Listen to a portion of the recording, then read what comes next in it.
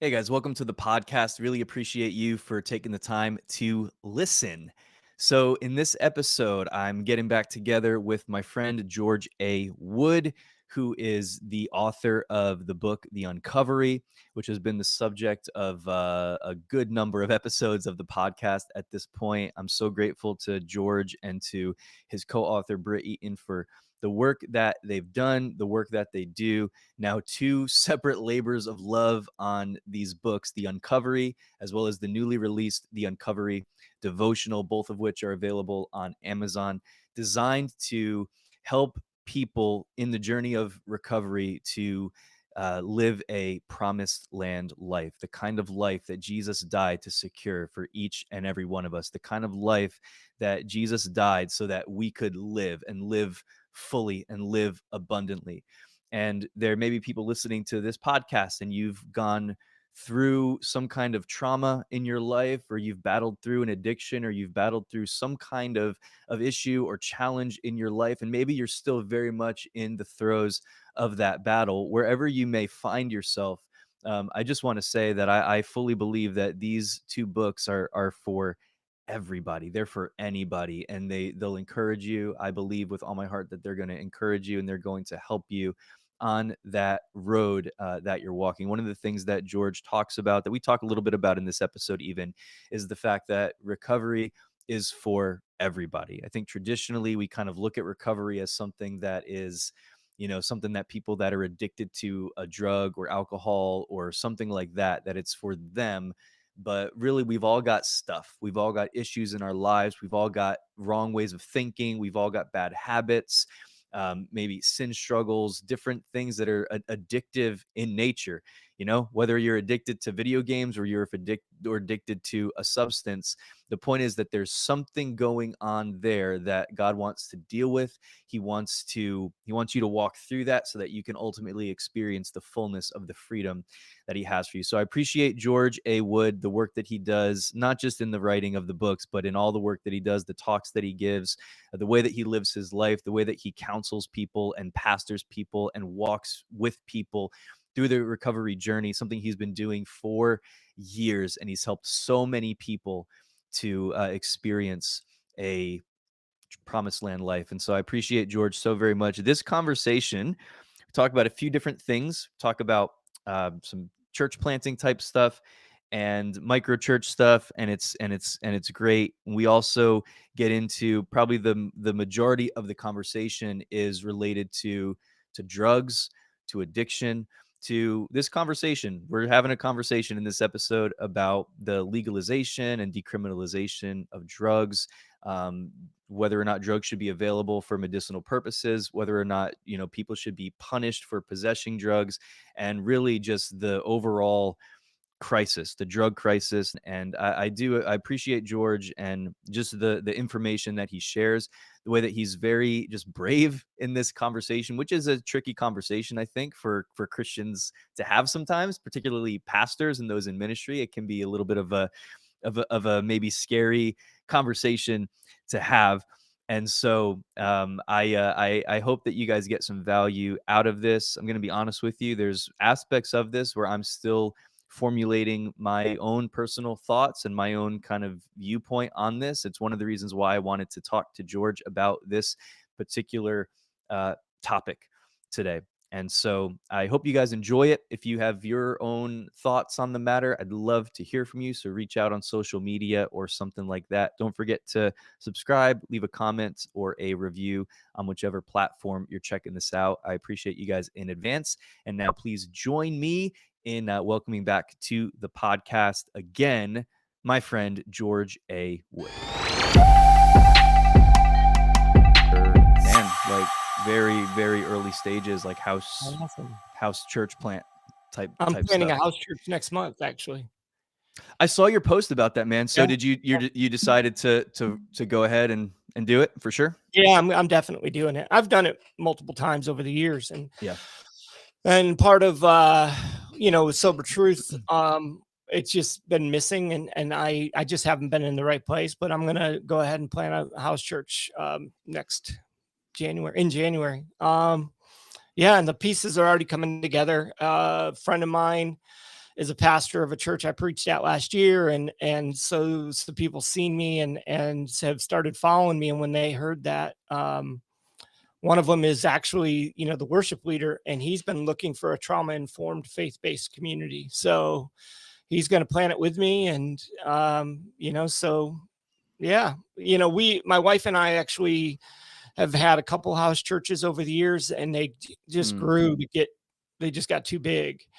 But no, for real, Yeah. they got big. And plus I live in the inner city, and I live in a very high crime, high poverty area. So you end up with a lot of the Mm. people local. Mhm. And so you immediately, right off the deep end, you have a lot of you got a lot of issues, right? It's like full-fledged, like Mhm. I know some churches that they don't even have the type of issues that you got out of your house church. Like real quick, you got people that are going through psychological breakdowns, and there's my cat. The cat the cat wants to groove out, man. He stepped on Just one of let the it buttons. happen. Anyways, I was afraid of that. Anyways, but you immediately, you got all these, you're dealing with issues and stuff from people that are high need, really high need people. Mhm. So I really was kind of like, okay, what do I want to do? But this time I'm good, man. I'm good. I want to do this. I got, the capacity to do it. And if it grows, then it grows. If it gets big, then maybe I plan in church. I don't know. We'll see. So I'm open to it. Yeah, so, like, in the past, when you'd started a house church, and it grew too big, did you pass it off to somebody else who kept it going, or Yeah. what's kinda happened? In the past, you know, could write I'm sure it's the same with you, but I could write a book on all the mistakes I've made. Right. Mm, dude. And there's an old philosophy in business that is, if you don't if you don't learn how to manage, then you'll manage a business down, right, to a place that you can handle it. I've Um, lived it, man, many yeah. So times, for sure. so you exhaust yourself trying to do something you don't have the capacity to do, and eventually things fall apart. So Mhm. I, unfortunately, yeah, I mean, literally, we got to the point, bro, where we were because it's not just a Bible study. We believe in doing community. So it's like dinner, time of fellowship, the Yeah. word, you know, um, worship breakdown, And so we were getting up to 30, 40 people Mhm. in our house. And then we had a lot of them started having kids. So you had to have like a section for kids. I mean, we had a freaking little Yeah, mega man. church going out of our house. And so, I mean, and we were doing it Sunday nights. We were coming home right after church at, 2 o'clock on Sunday, and we'd begin cooking and setting up. By the time you're breaking down, it's 11 o'clock on Sunday night, right? Mm. Is people are sticking around, and we did it for years. Yeah. It was just a lot, and it wasn't tremendously good for our marriage either. So Mm. um Yeah. but this time though, my wife has her own ministry, and so she's part of this, but she's got a woman and children's ministry that is really big, and it works with women and children coming out of homelessness. And Mm. so that's what she does. And so she's, I mean, got that already. So this is more like I have it now that I've stepped away from the Timothy initiative. I can do this, and whatever happens, happens. And I'm surrounded, and I got some people that are going to do it with me that can really help the whole process. So yeah, I think it could be, something that ends up being something. We'll see. I'm open to it. When I was in Atlanta last month, I seen a few different recovery churches, and I really liked the idea. I liked the way they were pulling it Mhm. off, where they weren't just people in recovery, but it was a recovery church, recovery safe communities. And um, we don't have that here. And I don't know if you know what Mm. I'm saying. There's a lot of times people in Yeah. recovery don't, they may go to a church, but they feel like the oddball out, right? So these were recovery churches where you could go there and be a heroin addict and feel at home. And so I looked at that and I was like, okay, I could consider pastoring something like that. Especially since I'm already doing the work anyways, working with people. Mm, So it would just be adding like a, a church service and stuff. And I have connections with people with buildings and stuff like that. I could really probably yeah. put together a church inside 2 weeks if I needed to. Um, and so for me, like last week, it really came out of I had a donor that, unfortunately backed out of donating. He's like a $10,000 a year donor. And he backed out, and I was like, man, I need to figure out something concrete. And it's just kind of one thing led to another. I was just in prayer with the Lord, and I felt like him say it was time to do this. And so I'm going to do it. Mm, wow. That's Yeah. awesome, man. So, Are you, I'm just curious, are you connected in this new project that you're working on? Are you connected with like the micro church movement there in Tampa, or is this you outside of know that? them. Yeah. You realize I was part of the founders, right? Yeah, and I know that the Timothy Initiative was like, I mean, Yeah. a part of that, or is a part of that. And I mean, I've had Lucas and Tommy on the podcast, Yeah. Yeah. It'll be and part of that again. that's awesome. Yeah. Yeah. I forgot, them. I totally forgot all about that. Yeah. Yeah, Yeah. I was yeah, those guys are actually, awesome. ironically, my one of the guys who lives in my little intentional community here, Hmm. his wife got ordained this past weekend through the underground. Oh, that's so cool. And so I went to the service, to support her and everything like that, because we don't go there on Sundays anymore. But and so I was with Lucas and Brian and everybody. So yeah, it'll be connected to them. It is very cool to have that, like what you're saying is a recovery church having that missional focus, Mhm. which is very common, I think, in a lot of the micro church plants. It's like, we're getting a group of people together that, it may start off as a small thing. A lot of times it'll be in a home or at a bus Right, stop or like right. wherever it is. It might be out in the park or whatever it is, but like a lot of times you're bringing people together that have a particular, interest or something like that, of something that they Mhm. may want to pursue or that they're going after together as a group of people with a mission focus. And so I think that's awesome, man. I'm stoked Yeah. that you're doing that. Yeah, I'm gonna have to put my cat away. She's gonna be nuts the whole Go for time. it, man. We'll cut it out. And we're back with George A. Wood, ladies and gentlemen. So we did something. We did some kind of crazy stuff, like when we were in Alabama, and we were starting up our ministry in like the Latin American community. Mhm, We were going into neighborhoods, and we started doing this thing where we did it. We did a couple of them, couple different, where we actually used other people's houses. So like we'd go into a neighborhood. Like we went to this one neighborhood that was like a trailer park, mhm. and we went in there and just like started walking around and knocking on doors and meeting people, finding out like, just who people are, where they're from, ultimately finding out, like, do you guys go to church? Like, that kind of stuff. And basically we would like, I don't know, there were a couple times where we just made a strong connection with somebody, and they were willing to open up their home like in Yeah. that neighborhood, which made it awesome for just like inviting people from that neighborhood around.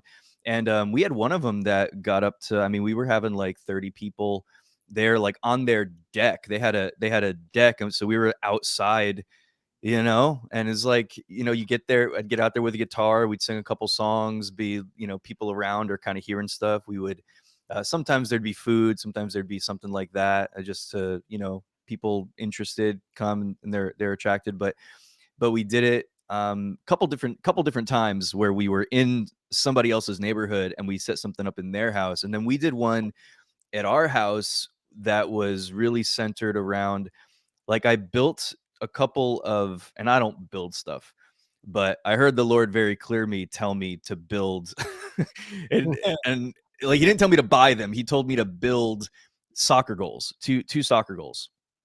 So I built these. They were 6 feet high by 12 feet long, so not a regulation size, but we had a pretty big patch of land out there where I used to live in Alabama before we moved to Texas, and we set up pretty decent size, more than like a half of a soccer field, but less than a full soccer field.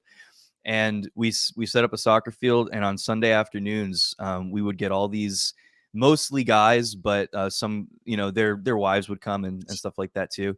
We get all these guys out there, and we would play soccer for like an hour, and then we would eat and have Bible study.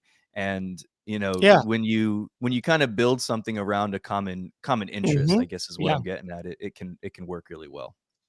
Yeah. Yeah. I think, obviously being, part of the underground for as long as I was, and um, seeing what works and what doesn't work. And there's a few things Hmm. that, are key to something being successful, and centrally located around the people you're trying to reach. And then, a Hmm. common interest. And one of what we would call it was, you have to have three things in order for a church to be a church. And for us, it was always community, worship, and mission. But Come on.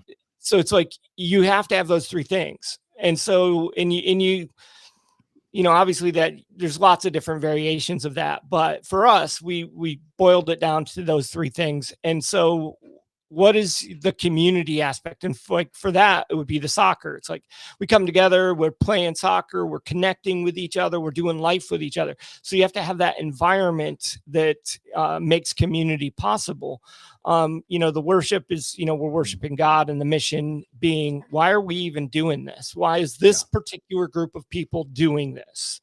Um, and so you see churches, and you that are, and I think a lot of people want to plant a church, and they go into it with the mindset of, I have a seminary degree, or I know scripture, Right. and I want to tell people about Jesus. Okay, those are all good things, but to be a successful church, you have to be more. And a lot of people don't realize that. They just think like, Hmm. I can preach a sermon, I got a building, I can raise money to pay for that building. That's a church. Now just bring people. And it's like, no, it may not work that way. You may get people in there, and you may even get them to keep coming back. And your messages, maybe you're a great speaker, and so they keep coming back. But do you Mm. really have church, or do you just have people that come and watch you preach on Sunday? And so, Mm. church It's a has good got to question. be, it's got to be more, right? There's got Yeah. to be, I'm not saying good preaching isn't important. I like to fancy myself as a little bit of a snob when it comes to listening to public speakers, but that's not it. It's like, the person has to have a life, and then there has to be a way that that life is expressed amongst the community, so that we're all together for a reason, Yeah. right? And Yeah. that's just my thoughts. That's just what I've seen work, what I've seen not work, what I've, just in conversations of why people walk away from church, why people are unhappy with churches. And it's usually, they don't have one of those things, right? They Mm. don't feel Hmm. connected. They don't have a reason for going every Sunday. And Yeah. they don't really feel like it brings them closer to God. And so Yeah. eventually, just showing up on a Sunday is like, why are we doing this again? Yeah. You know? Yeah, and sometimes, like, even the motivation is a little bit weird for why people. I remember I had a I had a friend on the podcast. This was a long time ago. He was on the podcast, and I was just talking. We were just talking. We were just catching up, honestly. And he was talking about how his whole goal. I guess he had been out of church for a while, and then him and his wife were talking about wanting to get back into church. They had a daughter at that point, and they were like, it'd be really good for us to like get her in Mhm. children's church, that sort of thing, so she can have some Bible foundations. So that was really kind of like the motivation that led them to start talking. But his whole motivation for like finding a church was, I want to find a big church where we can go and just be anonymous Yeah. and not have to, honestly, it was like, not have to build connection with people. Like, I want to be able to go Mhm. slip in, and slip out, and Yeah. just kind Yeah. of like checking that box. And I think a lot of people, and I was like, well, thank you, bro, like, for just sharing that and being honest about Yeah. how you Yeah. felt. And we kind of dug into a little bit of the, and he's like, and I knew, I knew that it was like, like, it wasn't good, like, it wasn't the best motivation to have, and I knew that it was shallow.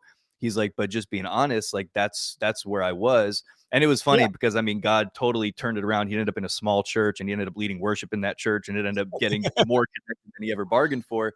So all that is totally cool, but I do think there's a lot of people in in that mindset today where it's like, Mhm. I want the clean version of church where I can Yeah. go in, I can get my word. It takes me 90 minutes or whatever it takes. And then like that's my thing for the week. I check the box.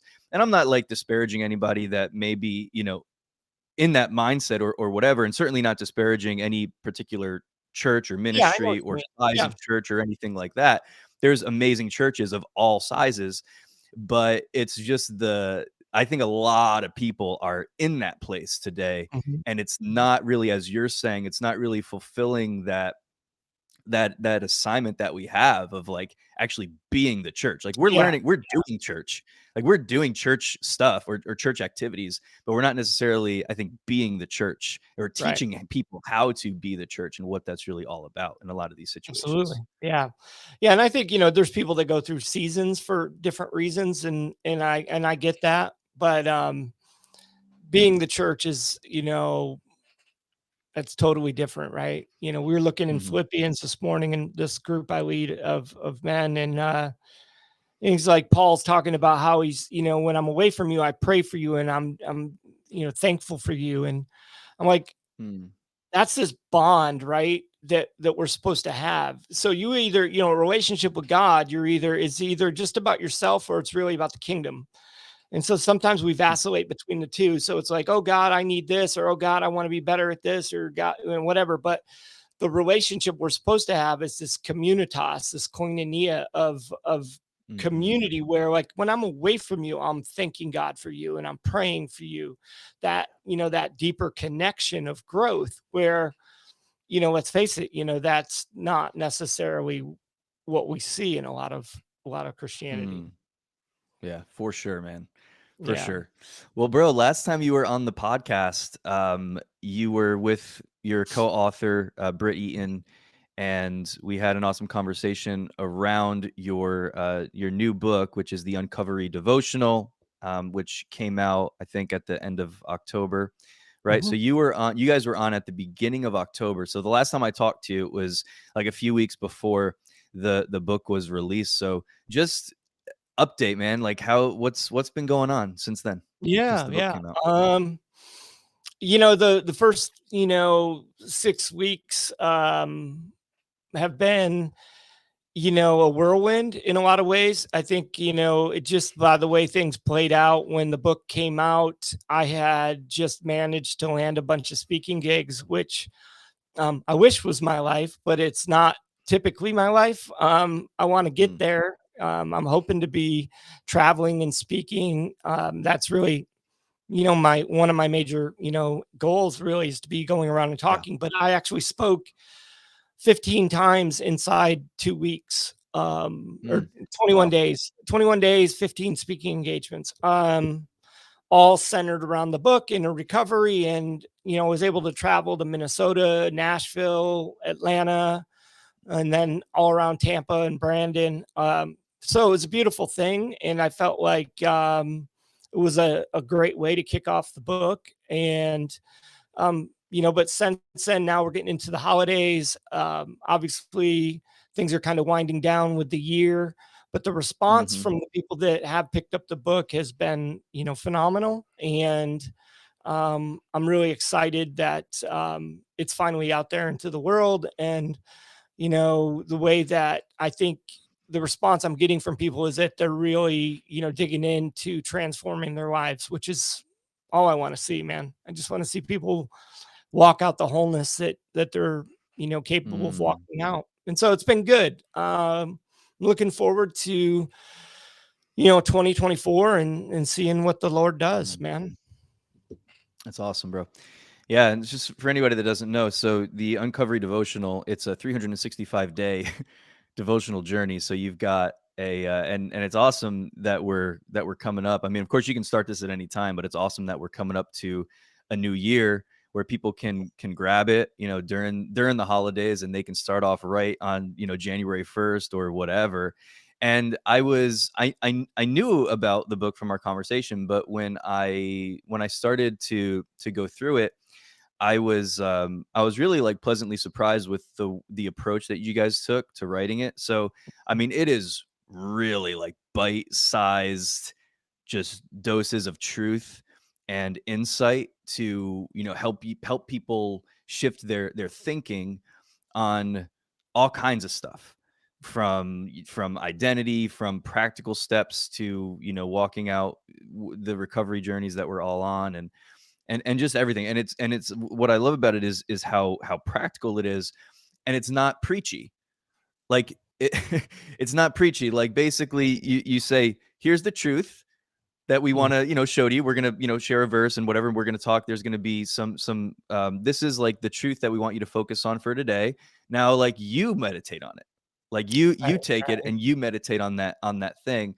And so I really like that, because I love the invitation that's within that, and Mm. as I was kind of like reading, starting to read through, and like, I mean, I was just, I wanted to read it. So I was going through like multiple days, at a time.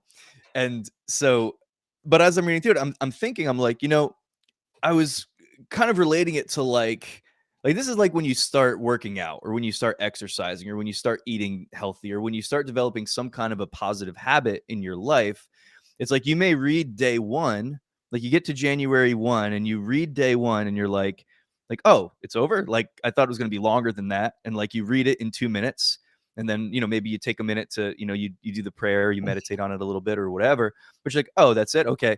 And you might not feel like super different after that, but it's like you're getting these doses of truth if you're using it as a tool for your life, Right. going through like day 2 comes around, and day 3 and 4, and by the time you start going through it, you'll recognize that, like, my thinking is shifting.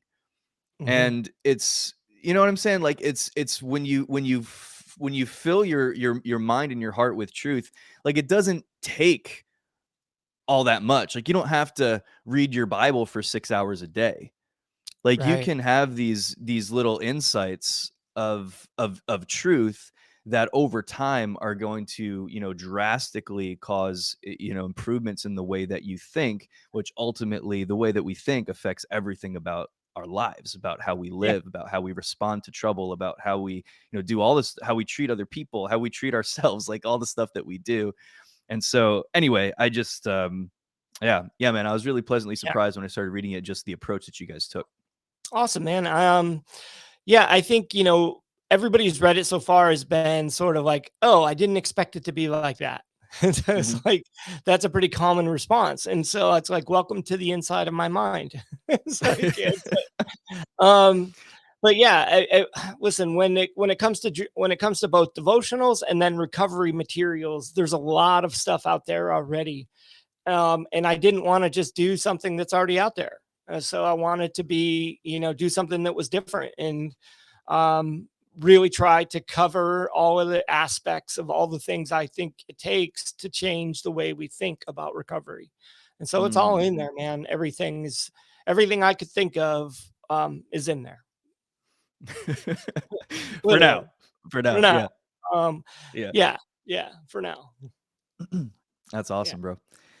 On that, so because one of the things that we've discussed in the past, and that along with Britt, that and something that you guys talk about extensively is really how recovery is for everyone.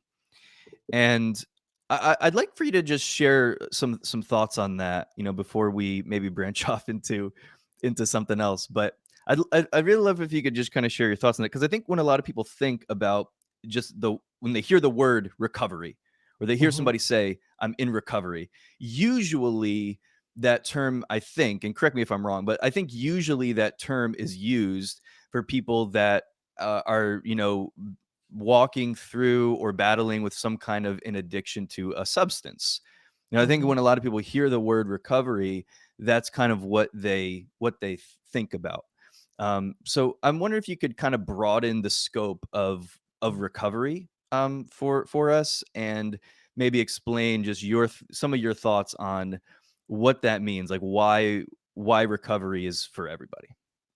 Sure. When we think of recovery, even as people in addiction recovery, um, Hmm. it's traditionally been put in a way that we're trying to recover who we were before our addiction happened.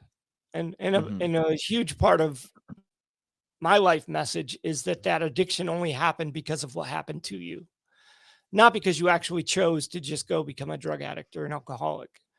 Something Right. happened to you and there was a pain that you were trying to somehow alleviate, and addiction became a way of doing that. So I wanted to help people understand that recovery's got to be about something so much more. And you Mm. start to realize that we all have behaviors and things that we do that we wish we didn't.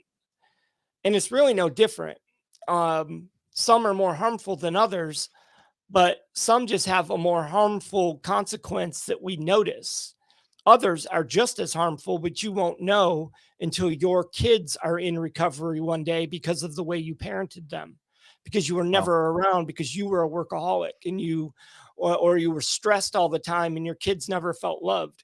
And so Hmm. we have to recognize that we have behaviors and patterns in our lives that need to be healed because they're not walking in accordance with the freedom that Jesus died on the cross for us to have. And when we begin to see that we all have these, then we can acknowledge we're all in recovery, because part of the issue for people that are in recovery from addiction or alcoholism is that they feel stigmatized or they don't feel welcome in um, the conversation. They feel dirtier, they feel worse, they Mm. feel less Mm. than. But when we, and a lot of that is valid because people actually do look at them as less than, as dirty, and as, sort of they're in their own mess because they caused it. But when we can see that recovery is really, it's about healing ourselves from all of the patterns and all of the behaviors and all of the things that we've all been through that we didn't want to be, that we don't want to be anymore. And that way we can all see we're in it together. And when we can acknowledge that, it makes it better for those that are struggling with addiction and mental health issues and alcoholism and things of that nature, because then they don't feel like the odd man out. We can all recognize that we're all in this and we all have things we want to recover from, because at the heart of it, it's all back to the same reason. Things that happened to us in our childhood caused us to live out patterns and behaviors that are not who we truly are. We're not walking as our authentic Mm. self. And when we recognize that, we can begin to truly heal. Come on, man. Yeah, it's so there are so many different things in life that we can be addicted to, but we of course like we stigmatize certain ones, and uh, we'll look down on people that are battling with a certain kind of an addiction, because it's something that, like, oh, I would think, like, I would never do that. I don't even understand how, Mhm. and we'll look at somebody and we'll blame, their choices, and we'll do whatever, and we can come at this conversation from a very kind of cynical, or at the very least like a with a lack of compassion, right? Yeah. Yeah. Meanwhile, like, we might be like completely addicted to sugar, or we might be Mhm. completely addicted to lying, or we might be completely addicted to, what any one of 1,000 things, video games. Like, we might be, what I'm saying? Like there could be these things, and the idea is like that dopamine rush that you Mhm. get that helps you deal with whatever it is, whatever that internal conflict is, or conflicts that you might be dealing with on the inside, and but will stigmatize one over the other. And of course, as you pointed out, there are some have more dire consequences up Mhm. front. Some Mhm. have a different barrier to entry than others, and some have, more. Some of them have legal, ramifications. Some of them have, Yeah. Yeah. different things. So I mean, I think that's part of it. But when we boil it down to, human suffering, when we boil it down to human behavior, when we boil it down to whether I'm talking about a person who's, addicted to cupcakes, or I'm talking about somebody who's addicted to heroin, like, at the end of the day, like, these are two people with a life, with a destiny, with a purpose in God, These are two people with a family. These are two people with, with values, with hopes, with dreams, with all of this. And we can very easily, just try to, like, I think, scapegoat our way out of a conversation by putting people in different categories and Right. minimizing their humanity to an extent. And so I think Absolutely. approaching all of this from that place of compassion. And so one of the things that we wanted to talk about today, or at least I that I when I invited you to come back on the podcast, I think you and I had a very brief conversation the last time we were together, not on air, but we had a brief conversation where we started talking about, I don't even remember how we got into it fully, but we started talking about drugs. We started talking about Oh, I the remember how we epidemic get of, into it. of opioids. You remember how we got into it? Remind Oh me, yeah. how did we get into it? You said, "Hey man, saw that podcast you did about microdosing. Oh, okay. There we go. Have you The gotten any mushrooms. pushback Yeah. on that?" Let's Man, start there. you go. I was real shocked by that one. I was like, yeah. And so we started talking about it. Yeah. Yeah, we jumped in. We sort of started the conversation there about microdosing, and the podcast that I did with Justin Schoen, the founder of a company that manufactures Mhm. microdosing legally, and it was, yeah, it's a great podcast. I highly recommend it. I'm actually going to meet him and do another podcast in person next week. And I think that there's, from my part, it's like trying to help people understand um, sort of the fallacy of the war on drugs and the harm that it's caused, Mhm. um, really in ways that you don't realize. Okay. Because there's a lot of drug research that has been halted because of the war on drugs. I'm talking Mm. about like actual, the scientists and the real deal, not just like a bunch of people in their living room. I mean, like actual research for things that could have helped, your family members as they were dying from cancer. Mhm. People that are suffering from severe depression that maybe ended up taking their own life, things like that, that didn't need to happen. But the research that could have been done into things like hallucinogenics or MDMA, to find out, well, maybe there's some actual, pharmacological uses for these chemicals, for these drugs that could actually help people that are, especially in end of life scenarios. And I have a very limited, um, I'm very limited on what I'm willing to accept from a person who wants to judge another person who's going towards the end of their life. Um, Mm. who are you to tell a person who's dying from bone cancer what Mm. should be allowed or should not be allowed? How dare you? How dare you Mhm. say that this person, shouldn't be able to possibly get the least a little bit of relief where they could Mhm. finally have a moment to say goodbye to their children, to their wife, if it's possible through MDMA. But because of our drug policies, our ignorance, and our fear, we're going to Mhm. prevent that research. Well, guess what? We've prevented that research since 1962, and it's been ironclad up until just a few years ago. And basically the reason that we're now beginning to be allowed to do this research is because the rest of the world finally stood up and said, America, you cannot continue to dictate to us what we can and can't do in our countries. So Mm. there's a thing that most people don't know about, but there is the drug accords that in the UN, America, the United States, dictates drug policy in other countries, and we have Sure. for decades. So we tell other countries, if you don't abide by our drug policy, then we're going to stick you with tariffs. We're going to do all these things to you because we want our drug policy enforced. And so no Mhm. one has been able to do research on these chemicals. And now you have those outliers. You have those people that went ahead and did it anyway. And they're like, we're seeing tremendous. I'm not talking about the people that do drugs. I'm talking about like actual scientists that are like, Right. Right. wow, the potential for these drugs to like radically change the end of life scenarios for these patients. And so finally America finally has had to, finally change some of these policies because the rest of the world is like, no, we're going to do it anyways. We're not going to stick to your drug policy. It's a failed drug policy anyways.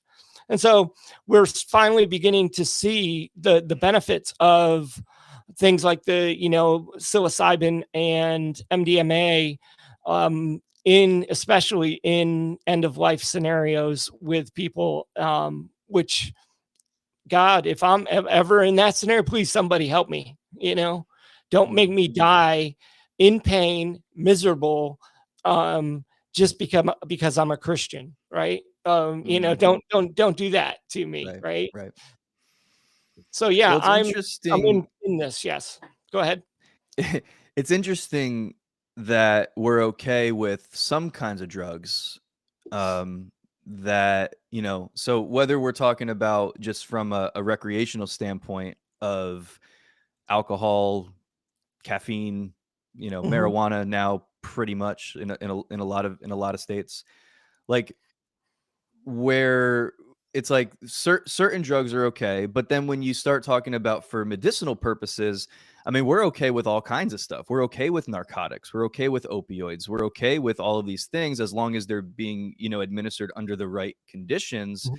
But somebody that is under those conditions that, would otherwise be put on something like an opioid that can be a very aggressively addictive substance for many people, and have some tremendously horrifying effects, as we've seen. Mhm. You know what I mean? Like how we're okay with that because it's like what we've done for a long time, and because medically it's acceptable. We're okay with SSRIs for depression and for anxiety and that sort of thing. But there's some stuff alternatively that we look at, and it's just been, stigmatized, and to Right. say that, well, these things are not okay. It's like, well, okay, so like I get it. Like I'm a Christian, and and you're a Christian, and like I don't want people doing drugs. You know what I'm saying? Like and I don't have any desire personally. Like I mean, I'm gonna just be honest with you, like I've never done drugs in my life, other than, I drink coffee and stuff like that. But you know what I'm saying? Like I've never recreationally like done any kind of drugs, and I really truly I don't have any desire to. Do you drink? Have you But ever drank? oh yeah, yeah, yeah. I've had alcohol. Okay, then I that's forgot. you I forgot realize about that's that one. it's Yeah, actually exactly. Yeah, it's well, that's actually what I was it's just saying. actually it's actually the most harmful of all of them is Yeah, it's the one alcohol. that kills the most people. And it's the Absolutely. one that, like, it's the one that is one of the worst in terms of if you're addicted to it and you stop, it's like one of the worst. I mean, that And can that yeah, you it can you kill can you. it can kill you. Yeah. And also let's also look at the ramifications from forget the alcoholism because we always swing the pendulum to the far left or the far right. But how about the guy who isn't an alcoholic, but can I curse on here? But he's an asshole to his wife, and so his marriage breaks up, or he's a horrible father because he's always got to stop and have a couple beers. Maybe he's not an alcoholic. He's never had a DUI, but how many marriages have been blown up because of alcohol? Right. How many lives have been blown up because of Right. alcohol beyond being an alcoholic? And so, Mhm. but and I mean this with all due respect, but you see, like what you just said is part of the problem. Like you Right. just said, "Hey George, I've never done any Well, drugs." that's what I was getting at. That's what I Yeah, was getting at. we don't Mhm. see the two as being the same, right? Mhm. So Yep. yeah, I didn't mean to steal your thunder on that one, but it's like No, no, no, alcohol. no, no, 100%.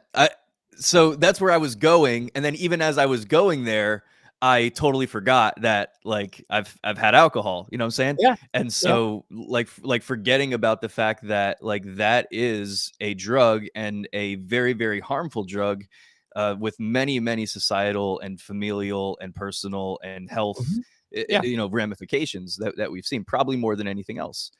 And it's an interesting thing to think about, how it's like, so we're okay with that, but we're, we're not okay with something else. And so like I can so here's the thing, like I can very easily wrap my brain around the medicinal purposes of certain drugs, whether we're talking about mushrooms or we're talking about, well, psychedelics or whatever we're talking about, marijuana. I know that marijuana has been very useful for people in chronic pain type situations and Yeah. and that sort of thing. And I think, and again, this is all completely anecdotal on my part because I'm not an expert in any of this stuff, but I mean, I think for a lot of people, way less potentially, harmful than some of the alternatives as far as pain medications and Mhm. that sort Yeah. of thing that Yeah. that are, very, very addictive. Hmm. Yeah. So there's, it's a complex conversation that obviously, anybody who listens is, if they know anything, could be upset by some of the aspects that we leave out. So let's just say that we can't be exhaustive in this conversation. Sure. Lots of different paradigms, lots of different ways to look at it. The drug law situation is incredibly complex. I don't mean to Mhm. minimize it. I can just say that the way we've went about it is entirely wrong. There is a new book that just came out from Christina Dent called Curious. Highly recommend it. Just came out last week, I believe. But she has a TED talk. I've met her. I'm gonna be on her podcast next week, and she was a Baptist, right wing Baptist Christian girl, Mhm. who real, the least person that you would think would start to have compassion for drugs and alcohol, but she digs into why the drug policy has to change. Highly recommend the book. Amazing person. And yeah, can't wait to get the book into as many people's hands as possible. But she gets Yeah, into this. Christina was just on the podcast. Well, at the time of our recording, hasn't been released yet, but we've had that She's conversation. amazing. So Amazing. yeah. Yeah. Yeah. Um, so there's the whole drug policy and the drug law that you could go into. And for me, I try to look at it like, okay, I'm a, recovery expert. And I, do consider myself a recovery expert. So I can say that when I talk about the drugs and alcohol, I don't take it lightly. And so I don't sit there and say, yeah, we should just open up the floodgates, sell drugs, and we'll all be better off Mhm. for that. But I do understand that when you look at things like what you just touched on, which is pain and people that are in severe pain, you to the listener, let me just explain to you, being hooked on oxycodone is not even in the same realm of being the same of weed, okay? Marijuana. Right, Okay. right. So when you try to have an argument that we shouldn't let marijuana be legal for anything, because you could become addicted to it, you don't know what you're talking about, and you should probably stop talking and Stop just let talking. the expert let the experts talk, because you don't get hooked on pot, marijuana, cannabis, Mary Jane, smoke. You don't. Not like oxycodone, not like oxycontin, not like heroin. Those are completely different realms. We are not talking the same thing. Even alcohol. Alcohol is much like you mentioned it. You can die when you're trying to come off of alcohol. Now, Mhm. pot, the worst that can happen, you're going to eat too many Doritos and become unmotivated. I mean, your life might pass you by because you're just sitting there watching Netflix, but it's not the same. You're not going to go rob your grandmother. You're not going to rob someone. And so if it's Mhm. possible that can improve a person's quality of life, um, by all means, then, for pain, I'm talking about a person they're in pain and they're going to take something. They're going to either take the oxycontin or maybe they can take marijuana. Then I highly Mhm. recommend they take the marijuana. And we need to have a drug policy that is in accordance with that. And so when it comes to, psychotropics are some of the most dangerous medications out there. I've been prescribed and been on many different psychotropic medications. And anytime you're prescribed a medication that the doctor's like, I actually don't know if this is going to work, but it might help. But you have to Mhm. take it for a week and a half before to 2 weeks before you'll Mm. start to feel anything. So Mhm. stick with it. Oh, by the way, if it doesn't work or you have harmful side effects, um, you're going to have to go 2 weeks with those side effects before they start to lessen. Mhm. Okay. Compared to microdosing, where it's instantaneous, there is no half life in it. So the the properties of microdosing, which is not like you're tripping, you're taking 1/10 of what would be necessary to feel anything on a tripping level. But doctors are prescribing that now for antidepressants because a person who could be suicidal, let's try microdosing because that could help them immediately. And if it doesn't work, we know right away. So you don't have to keep taking it. So it's, and you don't, and it's like, Mm. if you take it that one day, and if it doesn't react well with you or you don't feel anything better, then don't take it tomorrow. We can move on and try something else. But I know Mhm. clinical psychologists that now they're going to microdosing before they'll go to an antidepressant because the Wow. antidepressants have so many long-term side effects that, and the consequences of Wow. those side effects are far worse. Um, I mean, I know people that you that are Mhm. taking microdosing instead of taking ADHD medication. And listen, I've been on ADHD medication, for a large part of my life. That can also be dangerous because of the consequences of, certain properties that are in ADHD Mhm. medication you can become hooked on. But once again, we have something like microdosing psilocybin that you don't become, there's no addictive properties to, none, zero. It doesn't work on dopamine, it works off of serotonin. So it's a whole different mechanism within the brain. And Mhm. it has healing properties that have been shown to heal the neural pathways within the brain where nothing else does that. And so we have to look at drug policy around medications that could be helpful to people that are actually suffering. That's like, that's more my realm of discussion compared to, there's a whole nother topic where should drugs be just allowed for people recreationally?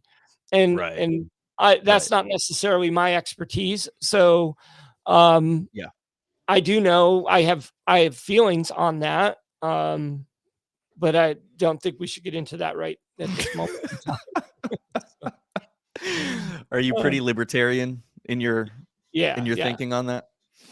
Yeah. Well, I Yeah, I mean, mean, you I've thought about this a lot, and I don't, I wouldn't say I'm fully established in my thinking yet, which is one of the reasons why I wanted to have this conversation with you, and why I wanted to have that conversation with Christina Dent, and why I've just been personally doing more research into this and that whole sort of thing. Because I don't like it when I or anybody is just operating according to preconceived right, right. information, preconceived Mhm. notions that we have because it's what we've always been taught, and to look at something as complicated and complex as the drug problem, the opioid epidemic, the problem of fentanyl in our country today, just the whole thing, the fact that the drug sales throughout this country are propping up drug cartels Yeah. in Mexico, Latin America, organized crime in China, just like all the stuff, that's part of it. It's so it's so complex. So I just feel like this conversation needs to be approached at least with humility and at Mhm. least with compassion, to say, look, if we pull back, it's obvious that what we're doing is not working. Like Yeah. the war on drugs, it has, I mean, from the time the war on drugs started to now, I mean, things are a lot worse. Mhm. And it's just the way that we've been doing things doesn't work. And so I just don't like any, the line of thinking that says, like, to draw that line in the sand where it's just a black and white issue. It's like, no, it's not a No, black and white issue. And I it's think we need to at complicated. least agree on the fact that, like, it's very complicated. And I think we can all agree on the fact that the way that we're doing things hasn't worked well for a lot of people. And so to keep pretending that it works is not good for any of us. It's not good for Right. society. It's not good for communities. It's not good for families. It's not good for anybody. And it is easy for, people in a position like me who, like I've again, like well, let me say this. I've never done any illegal drugs and I don't ever plan to, right? So it'd be easy for me to distance myself from this conversation and to make it to draw that line in the sand and say, well, this is what it is. Drugs are bad. You shouldn't do them. It should be illegal. We should, you know what I'm saying? It's easy for me to separate myself from it at this point, at this stage in my life, just because it's, you know what I'm saying? Like if I approach it from that standpoint of like, I'm not really having compassion for the people whose lives are actually being devastated and Right. affected by the Mhm. current state of affairs, and just pretending that the way that we're dealing with it is actually good and it's actually the right way. Like at least I think we need to rethink some of this stuff. And so I think Yeah. the direction I was going in before with the whole thing of like, I can wrap my brain around this whole thing about certain substances that would right now be considered off limits or impossible, or at least very difficult for somebody to get, that would Mhm. be a better avenue for them because of the health problem that they're dealing with. Like, okay, but I don't see how the broader conversation is, the you know legalization of Yeah. everything on a grand scale. And that's where I think that this conversation does get very, very tricky, and does get very, very, sticky for a lot of people. Well, where it doesn't get sticky and where we have to acknowledge, okay, all right, so it all comes down to money, right? That's what it all comes down to. It comes Mhm, down to, and all you have to do is do a quick search to figure out how much money is spent on the war on drugs and where that money goes. All right. And so, listen, what happened in Portland, mhm, Proposition 110, okay, mhm, been a failure. But before we jump to it being a failure and why legalization wouldn't work, you got to look at why it was a failure. You have to look at the actual reason why Portland is the way it is right now. I mean, I'm going to tell you why. It's because mhm. for legalization to work, okay, that means you take, let's just say there's this pie of money, right? And 6% of that pie is spent on recovery and transformation for Yeah, the individuals in addiction. 6%, something like that. yeah. 93 to 94% is spent on police, jail, the whole deal. So Mm, prohibition is the whole bulk of the pie. What they did in Portland was, let's just make it legal, but they didn't change the pie. So, mhm, what was supposed to happen, and in order for it to work like it's worked in Portugal, like it's worked in Switzerland, and in other countries now, where we've seen a change in drug laws, but we've seen addiction go down, is because the mhm, money that was spent on law enforcement, on jails, on all of that was mhm, split and then put towards recovery programs, job training, housing, intentional community, things like that. So, as somebody in long term recovery from heroin, you have to give me a reason to stay sober in order for me to stay sober. mhm. Yeah. So, you got to give me, I have to have a chance at life and living a life in order for me to go ahead and go through the hard work of recovery. And so, right now in this country, if you're in a recovery program for a year, you have to figure out how to lie about where you've been for a year, because when you go to get a job, you got a gap in your employment. Well, Dude. Yep. in Portugal and in Switzerland, places like that, they give tax credits for people that hire people that are in recovery. So you Mhm, would be actually, you're motivating me now to go to a drug program because I might be able to get a job after because I completed the drug program. Mhm. Because now the business is getting $5,000 for hiring anybody that's graduated from a drug program. Imagine that. So Portland didn't do any of that. They didn't give any new housing. They didn't give any new, like if they did, it was very limited. There's a lot of videos on it. There's a lot of people that are there on the boots on the ground talking about it that are Mhm. experts. None of that None of that happened.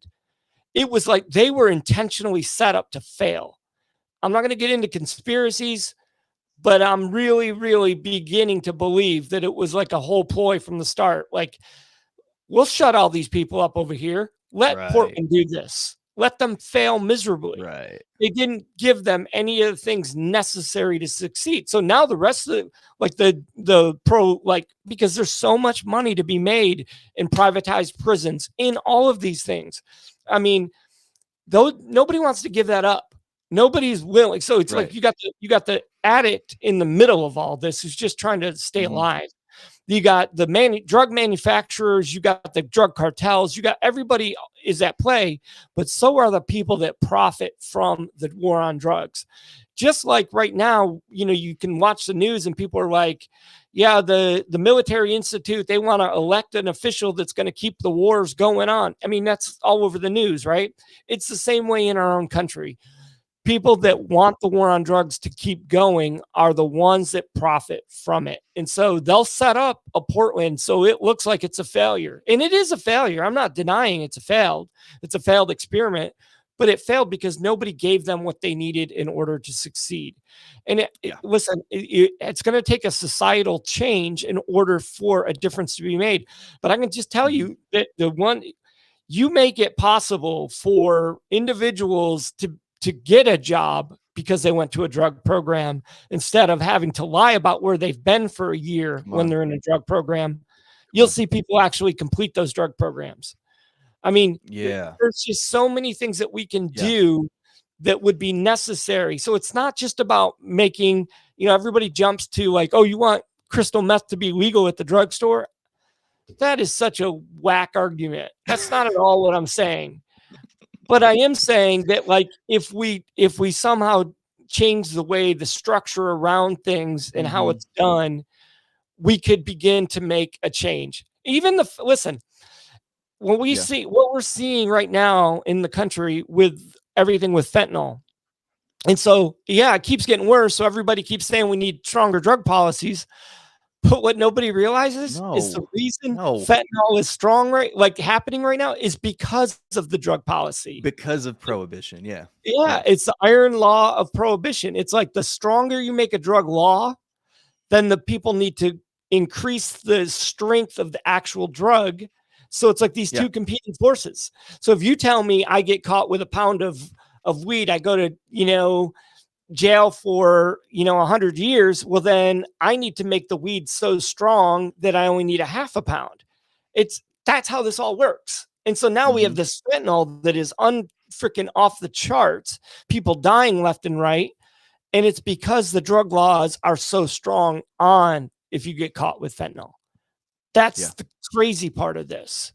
It's our laws are actually encouraging more dysregulation from the cartels, stronger drugs on the street rather than prohibiting. When you have a lower class of people, like a class of people not lower in, as human beings, but Value, like sure. Yeah. value, they don't have money, they don't have, education, they don't have they got nothing. It doesn't matter what you threaten them with. They have nothing. Mm. It's not Mhm.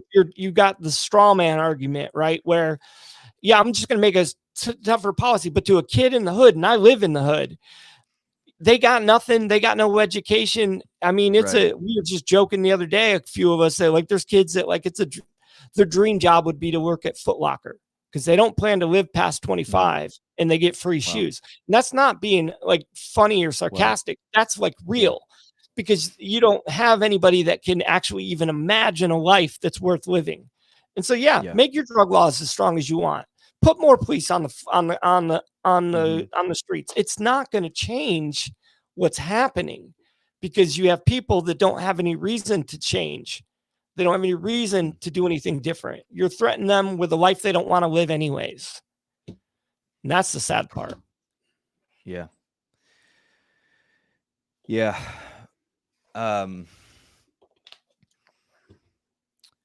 so the argument against what you're saying, I think, or one of the traditional arguments would be, well, the reason why we need to come down harder on criminalizing drug possession and all this kind of stuff is, because we don't want people, right? So we don't want people using these drugs. So many people are dying. So we need to come down harder. We need to make sure that people understand that this is illegal, this is bad for you, this is not okay. So we're gonna come down harder on this. We're gonna make it more legal. Well, you're creating the problem. You're propping up the organized crime. You're creating a situation where people are becoming more and more desperate. You're creating a situation, or you're perpetuating a situation where people are making these drugs more and more potent, more and more dangerous because of exactly what you just outlined. And so I just think, like, the argument for, because this is where it comes into play. Like, if we're talking about, Narcan, if we're talking about the test strips for fentanyl, if Mm-hmm. we're talking about, like, different things like that, right? Where Yeah. it's like, if we're allowing people to have these, then are we incentivizing them to do more drugs? If we're allowing people to have this stuff, are we putting our stamp of approval and saying that, maybe this isn't as bad? Like, are we creating that perception in the minds of people that maybe this isn't as bad as we were told before? And so I think that that's the argument that a lot of people Yeah, have. it But at the is. same time, it's like, that argument falls apart when it's like, yeah, but this is the situation. Like, this is where we are. Like, look around. Like, this is Mhm. where we are. I mean, you just outlined how people in desperate situations, it doesn't matter how harsh the penalties are. If they want to do it, they're going to do it. Right. Yeah. And Mhm. so, will there be more people that do drugs, or that get into drugs, or try drugs for the first time, that maybe, wouldn't have done it otherwise, if it was more accessible, if it was legal, or at least decriminalized, and if they could get their hands on something that they, were pretty certain wasn't going to be laced with something dangerous that was going to possibly kill them? The answer to that is probably yes. So that's like the I think the scary part of the discussion for a lot of people. But at the same time, to ignore the current, state of affairs that we're in, and again, I think I've said this too many times already, but to just kind of keep doing the things that we've been doing, Mhm. it just doesn't make sense. Yeah, and I would even actually push back on what you said, because I don't nobody listen, Mhm. we're trying to make a rational discussion over an irrational situation. And so Mhm. nobody True. wants to be a heroin addict. Nobody wants to choose to do heroin. And so Mhm. would people, I don't think that, by having needle exchange, by having Narcan available. I mean, I don't most of the people I know, they can't stand Narcan because it takes away the high. So nobody, is like, oh, great, we have Narcan. Now let's go get high. It's like, that's not going to happen. Yeah. Nobody likes to be, the lowest form of life that I have to go get a free needle. I can't even afford a needle. Mm. So it's like, I don't think, if it's very minimal, if you think that more people are going to try. I think what you'll find is more people will stay alive, and then you'll see more Mhm. people, if you put the corresponding reason to stay sober in place.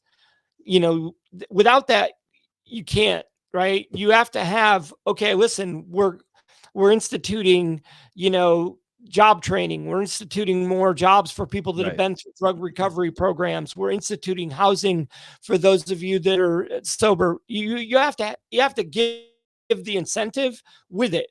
It's just like I Mhm. hear a lot of people complain about needle exchange, because a lot of time then there's needles all over the street in that area of town. Well, it's like, yeah, Right. it's because they give such a little budget for that. Like, Mm. you got to give enough money to put a cleanup crew. You can't just give, like, okay, here's enough for some new needles, and those drug addicts should, throw them away. Oh, you gotta. This is my whole point. It's like, you've got to give when you give the money, you have to give enough in order for the program that you're instituting to be carried out Right. successfully, not just Right. part of it. And so you have, these bare bones organizations out there trying to do the best they can with what they can, but the real, opportunity is only going to come if we fully fund a society where people have a reason to get off of drugs, hardcore drugs, have a reason Mhm. to turn their life around, and the potential, the resources to make it potentially possible. But we don't Yeah. have that right now. We Yeah. don't. It's I like can what tell you you right. outlined. Let me just say this. It's like Yeah, good. part of what was, incredible about the organization I founded, the Timothy Initiative, was that it was free. There's literally a handful of free drug programs in the country. And so Hmm. that's insane.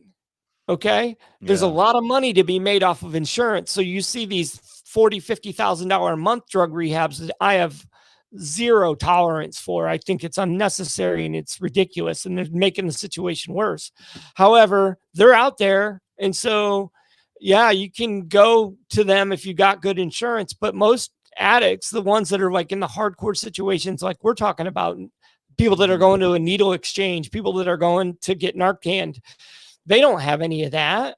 And so there's not in a plethora of drug programs that are worth anything out there for people to go to, period. And so Mhm. this is what I'm talking about. It's like when you look at the success in Portugal or Switzerland, they instituted a full sweep of this is what we're going to do. Yeah. And we need that type, but that's only going to come if somebody coughs up their slice of the financial pie, and they're not going to do that. Mhm. That's where like you get this whole argument. Everybody's like, oh, you're saying defund the police.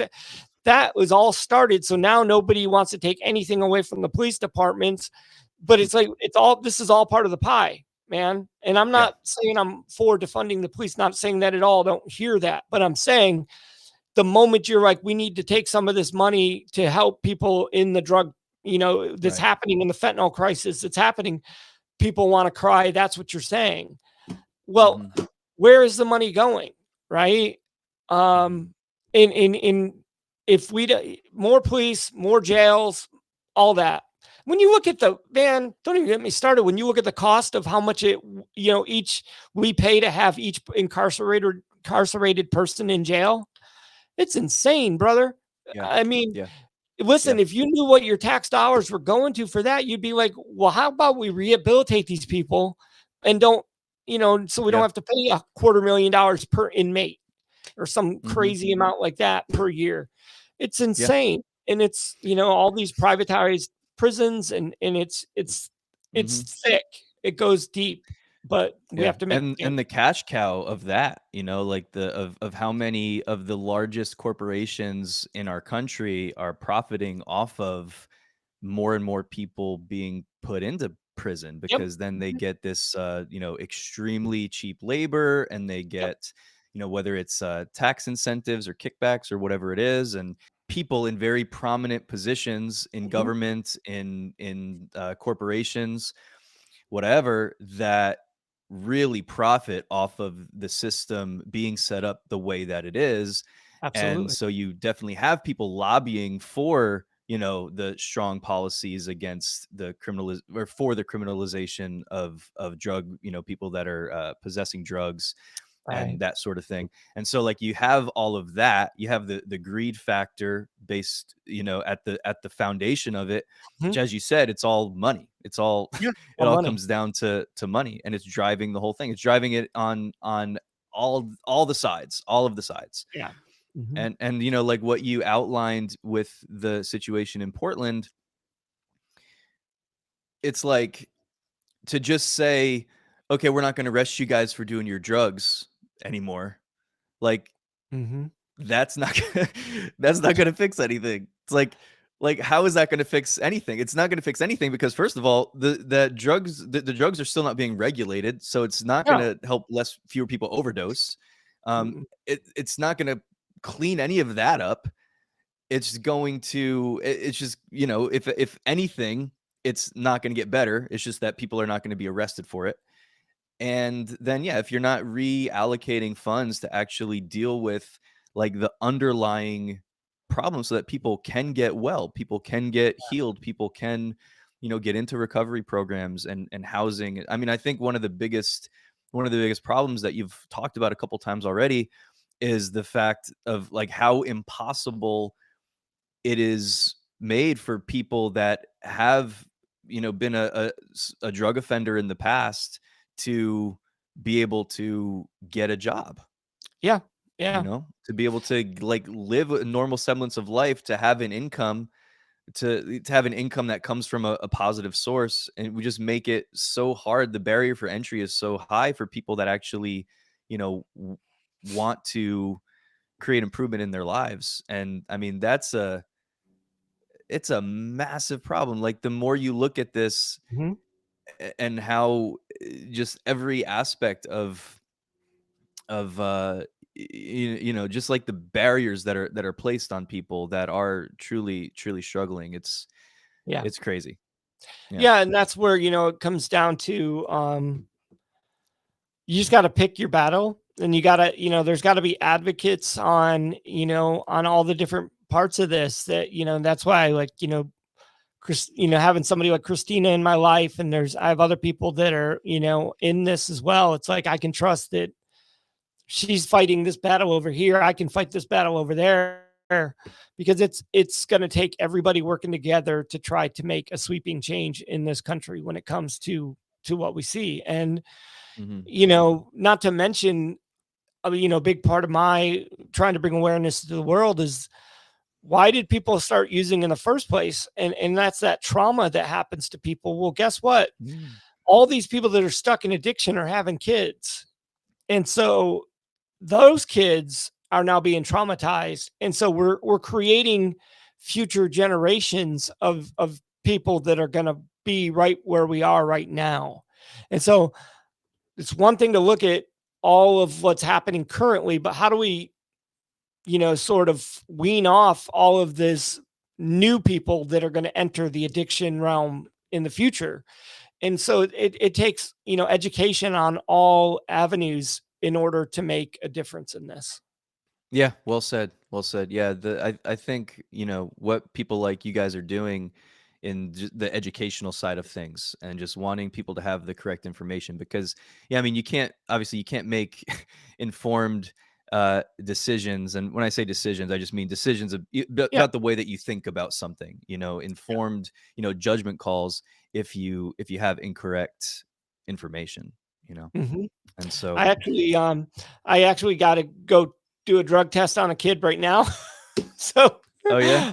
yeah. So, I got time for maybe one more quick question, but yeah, my friend just brought me the drug test. It's sitting on the counter, so it's like I just thought it was funny that we're sitting here talking about it, and I have a client I have to go drug test currently. So, How's that for timing, man? Well, yeah. bro, I'll let you Uh, go, man. But I appreciate your time and just the conversation and appreciate your friendship, the work that you guys do, the Uncovery, well, the first yeah. Uncovery and then the Uncovery devotional, and just all the stuff that you guys do to bring awareness to these issues and to help people walk in and experience, freedom in their lives. And I mean, this freedom that Jesus died to secure for us, it's he just wants it so bad for us, man. Like he wants us to Yeah. be free. He wants us to be whole. He wants us to be healed.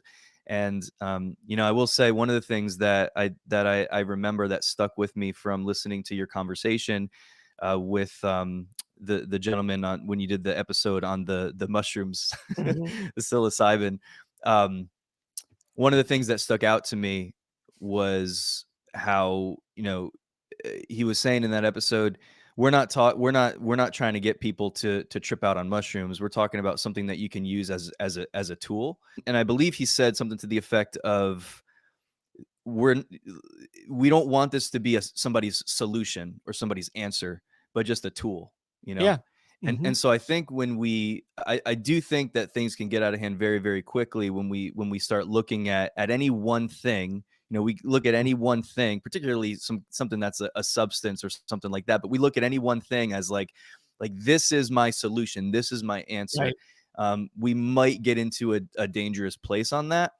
But when I'm looking at something as, hold on, like, if this is a tool that can help me to experience more freedom in my life, that can help me to get to a better place of recovery, to get to a better mental state, to get to a better, place in my thing. If it could help me deal with my depression, if it could help me Yeah. deal with my anxiety, help me deal with the pain that I'm experiencing in my life, as you said earlier, it doesn't make sense for us to, like, belittle somebody's pain or trauma or what they've gone through, to put, all kinds of restrictions on somebody, Yeah. to say, you know what I'm saying? Like, I just think that, coming at this, learning to think differently about these things, on the educational side, is just really, really important. So thanks, man. Absolutely, man. Absolutely. And I just thank you for being willing to take a risk and put this stuff out there, man. So thank you. Yeah, we'll see what happens, man. Hey, yeah, let's We'll see check how out. it goes. All right. Well, bless you, brother. Thanks again. And All right, thanks brother. everybody for listening. See you guys next time. Yep. Peace.